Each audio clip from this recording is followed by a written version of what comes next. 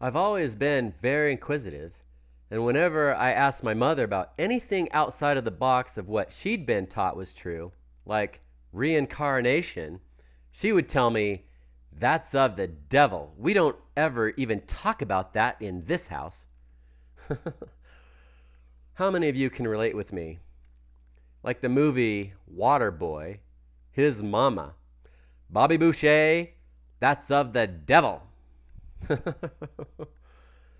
If any of you feel cognitive dissonance during this program, just remember how Bobby Boucher felt about all the stuff he had to unlearn when he finally went to college. How many people fear what they don't understand? And some may feel that it's still of the devil, or may even think that I'm of the devil. Oh well. When I asked my mother about the Hindu and Buddhist statues with many arms and hands holding a different tool in each hand, and she said, "That's of the devil." Now I know in the Hindu and Buddhist lineages, these statues are symbolic of different spiritual gifts.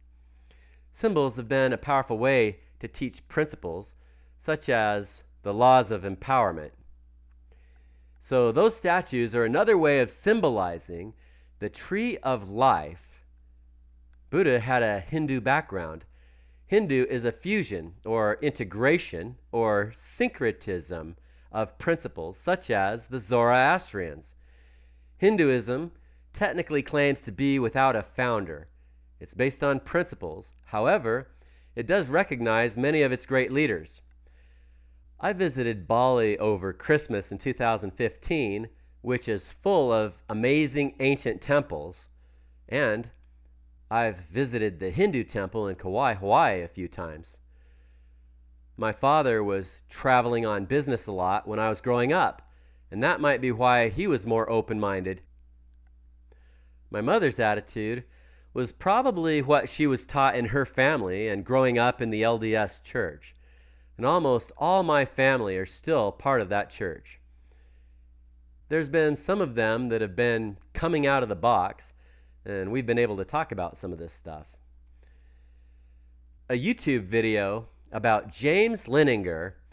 As a little boy, he was always drawing pictures about airplanes crashing and burning.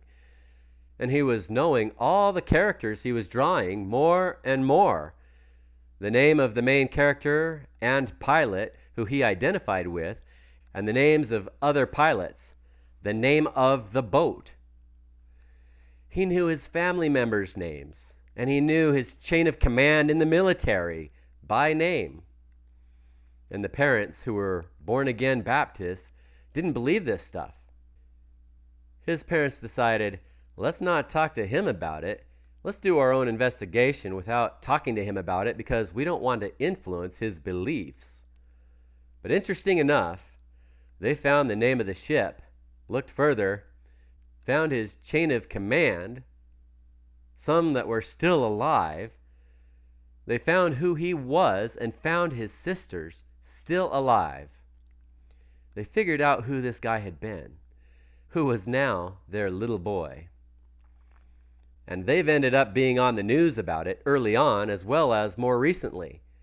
They said, "We didn't believe in reincarnation, but this is what actually happened with us." It's interesting.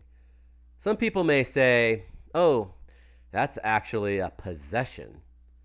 The kid was possessed." Or maybe he was the guardian angel of the person who died. Think whatever you want. I've been through it in my own mind. 1 Corinthians chapter 15, verses 40 and 41.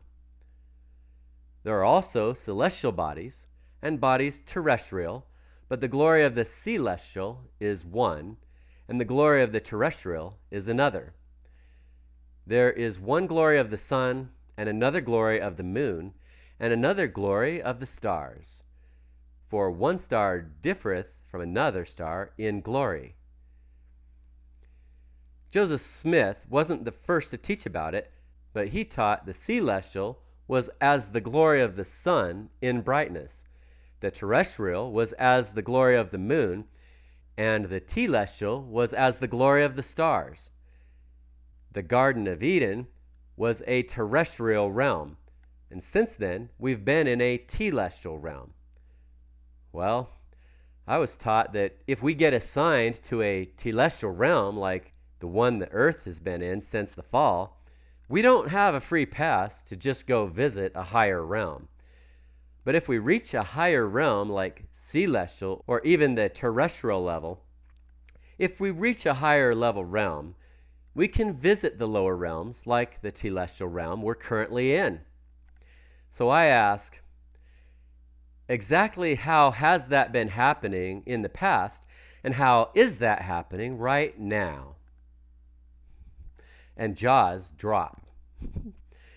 And Jacob's ladder, as defined in the Old Testament, is literally how we open portals to higher and talk to God.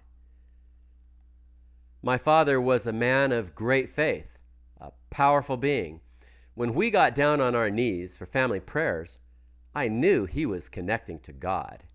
I could just feel it. There's a difference between full intention and partial intention.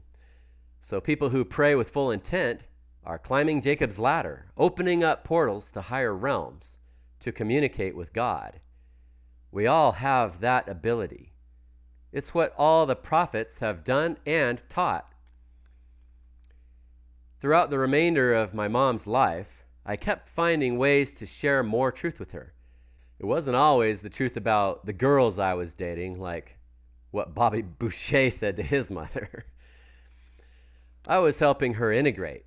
By the time my mother passed away, I was able to have many dynamic and enlightening conversations with her about many things, which had previously been considered outside of her box.